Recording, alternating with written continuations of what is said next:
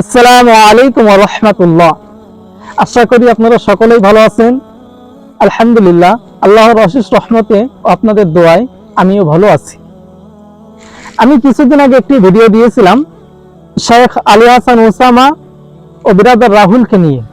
সেই ভিডিওর কমেন্ট বক্সে নেগেটিভ পজিটিভ অনেক কমেন্টই আমি পেয়েছি।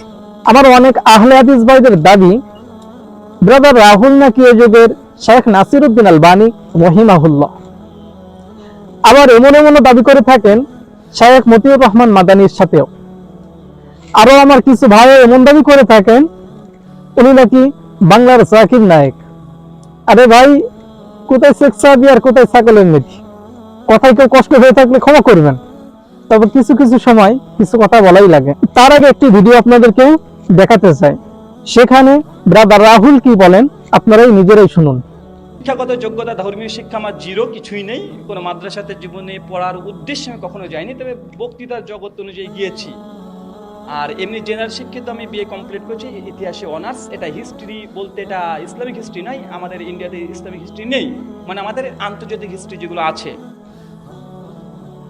মানে একটু আমার শিক্ষাগত যোগ্যতা। জি, ঘরের কোণে বসে যদি কিছু হাদিস পড়ে শেখ নাসিরউদ্দিন আলবানী রহিমাহুল্লাহ হওয়া যায়, তাহলে কেন আপনি বসে আছেন? ব্রাদার রাহুল কি বলবে সেটা শোনার জন্য বসে আছেন।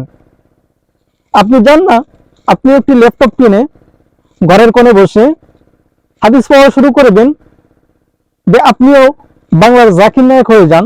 যদি কয়েকটি হাদিস পড়ে শেখ নাসিরউদ্দিন আলবানী হওয়া যেত, তাহলে তো হয়ে যেত।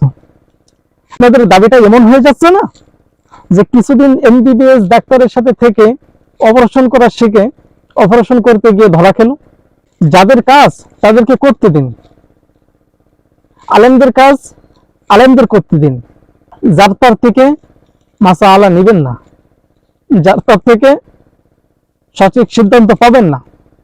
তিনি মাতার ডাক্তার, তিনি যদি পেটের ডাক্তারি করেন তাহলে তো একটু গন্ডগোল হয়েই যাবে, এটাই স্বাভাবিক।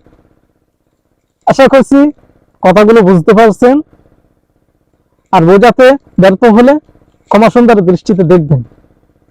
ও কোনো কথায় কষ্ট পেয়ে থাকলে সেটাও ক্ষমা সুন্দর দৃষ্টিতে দেখবেন। আসসালামু আলাইকুম ওয়া রাহমাতুল্লাহ। দেখা হচ্ছে অন্য কোনো একটি ভিডিওতে।